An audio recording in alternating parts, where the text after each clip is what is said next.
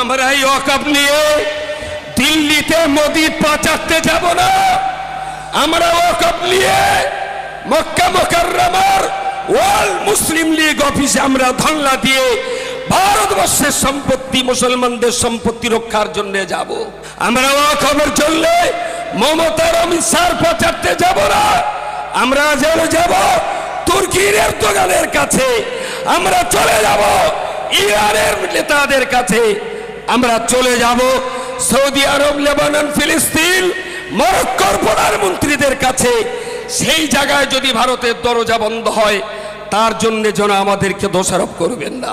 পৃথিবীর 256টা দেশের ভিতরে স্বাধীন সার্বভৌম 55 দেশ আছে। মুসলমানদের ওয়াকফ সম্পত্তি যদি উদ্ধার না হয়, আমরা আন্তর্জাতিক ময়দানে নেবে তাম দুনিয়ার 55কে রাষ্ট্রকে আমরা ওয়াকফ সম্পত্তি রক্ষার জন্য আহ্বান জানাবো। সেদিন যেন হিন্দু ভাইরা আমাদের দিকে আঙুল তুলবেন না।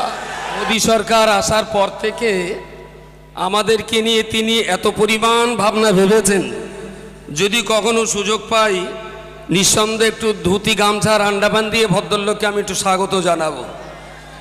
কারণ যারা ওনাদেরকে বিরাট ভোট দিয়ে জিতিয়ে মুখ্যমন্ত্রী, প্রধানমন্ত্রী বানিয়েছেন, তাদের নিয়ে উনি যত না ভাবছেন, তার চাইতে বেশি ভাবছেন আমাদের নিয়ে। 370 কেন না, হিন্দু মুসলমানের বিরোধ ঘটিয়ে কাশ্মীরে দাঙ্গা লাগাতে হবে। সিএ কেন, ভারতবর্ষের বাইরে থেকে হিন্দু, মুসলিম, শিখ, ইসাই, পার্সিয়ান যারা আসবে, তারা দেশের নাগরিকত্ব পাবে, শুধু মুসলমানদের দেওয়া হবে না। এটা পোলারাইজেশন, হিন্দু মুসলমান জাতি দাঙ্গার বিভাজনের মশলা জোগানো হলো। তারপরে কি হলো না, সিটিজেন অ্যামেন্ডমেন্ট অ্যাক্ট, ঠিক তার সঙ্গে রয়ে গেল আরও একটা মারাত্মক বিষয়, 3 তালাক। তার মানে দেশের 3 কোটি, দেশের গোটা ভারতবর্ষের 20 কোটি মুসলমানদের স্ত্রীদের অধিকার পাচ্ছে না বলে বিরাটভাবে দুশ্চিন্তায় পড়েছেন মোদিবাবু। কারণ ভদ্রলোক নিজের স্ত্রীকে নিয়েও ঘর করতে পারেননি, এটা বড় লজ্জার। সারা দেশ বিদেশে বাইরে যখন যাই, যদি জিজ্ঞেস করে আপনাদের দেশের যিনি প্রধানমন্ত্রী তার বাচ্চা কাচ্চা করা, আমাদের বলতে হয় তিনি হাটকুড়ো, কিছু বলার নেই আমাদের। একটা স্ত্রী নিয়ে ঘর করার যার সুযোগ হলো না, দেশের মুসলমানদের স্ত্রীদের অধিকার দেওয়ার জন্য তিনি 3 তালাক আনলেন। আসলে এই বিষয়গুলো দিয়ে তিনি বারবার চাইছেন মুসলিমদের বিরুদ্ধে হিন্দু সমাজটাকে খেপিয়ে দিতে। হিন্দু আর মুসলমান যদি বিভাজন সৃষ্টি করা যায়, এটাই হলো তার এই মসনদে বসার পর থেকে সবচেয়ে বেশি সাধনা আর বেশি আরাধনা। আমাদের মাথা গরম করলে হবে না। তারা চাইছে হিন্দু আর মুসলমান বিভাজন করতে। আমাদের কিন্তু হিন্দু মুসলমানের ঐক্যবদ্ধভাবেই আমাদের থাকতে হবে। হিন্দু ভাইদেরকে স্মরণ করিয়ে দিতে চাই, মোদি অমিত শাহকে জিজ্ঞেস করুন দেশের জন্যে মোদি পরিবার, অমিত শাহ পরিবার কি দিয়েছে।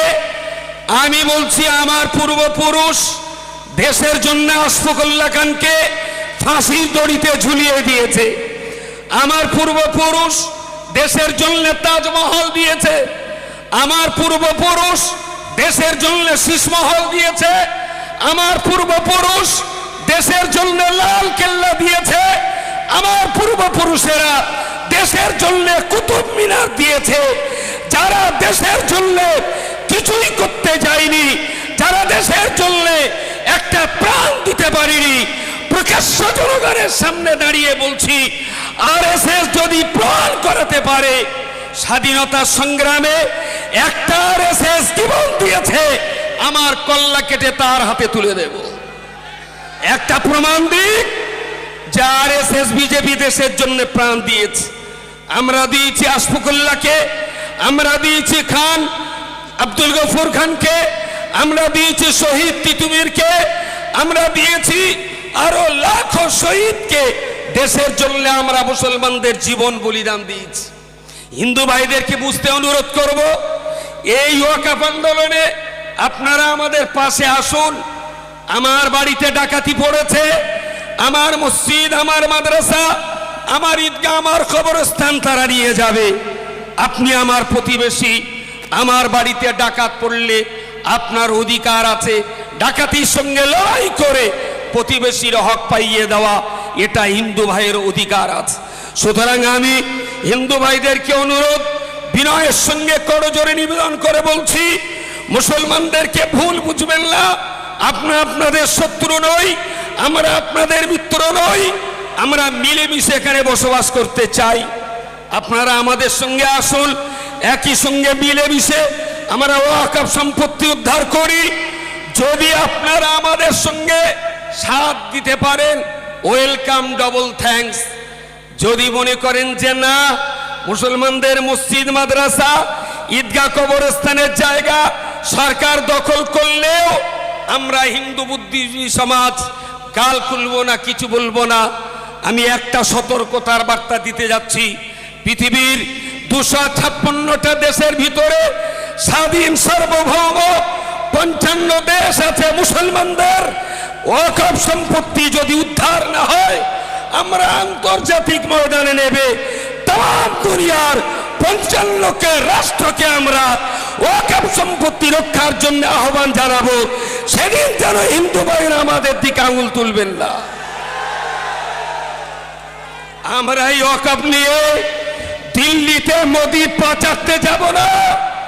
আমরা ওয়াকফ নিয়ে মক্কা মুকাররমার ওয়ার্ল্ড মুসলিম লীগ অফিসে আমরা ধর্ণা দিয়ে ভারতবর্ষের সম্পত্তি, মুসলমানদের সম্পত্তি রক্ষার জন্য যাব। আমরা ওয়াকফের জন্য মমতার অমিত শাহ পা চাটতে যাব না।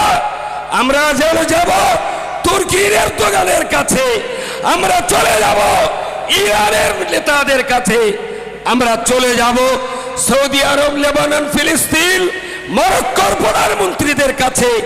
সেই জায়গায় যদি ভারতের দরজা বন্ধ হয়, তার জন্য যেন আমাদেরকে দোষারোপ করবেন না।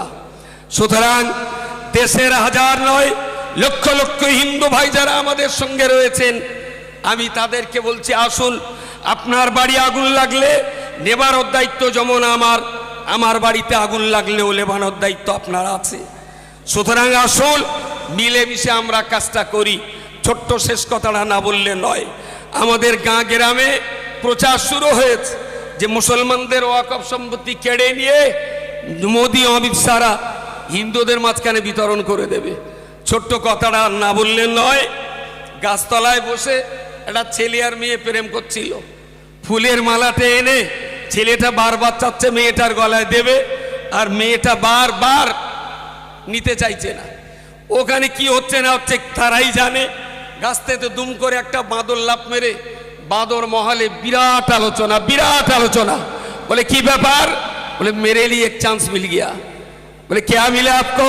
बोले बाद में समझा जाएगा, मुझे बहुत तकदीर बुलंद हो गई, मेरे लिए एक चांस मिल गया।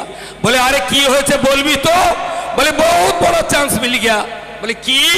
बोले गाছের গোড়ায় ছেলেটা মেয়েটার গলায় বিবাহের মালা পরাতে যাচ্ছিল, মেয়েটা বলেছে তোরে বে করার চাইতে বাঁদরের সঙ্গে বে করব। বাঁদর তাই নিয়ে মাথা খারাপ, বলছে এরকম সুন্দরী মেয়ে আমার সাথে বে করবে। যারা ভাবছেন এই সম্পত্তি নিয়ে বিতরণ করে ভোগ দখল করবেন, মাটি ছেড়ে দিয়ে আপনারা গাছে বসবাস করুন, এটা কখনো হতে দেব না আমরা। আসসালামু আলাইকুম।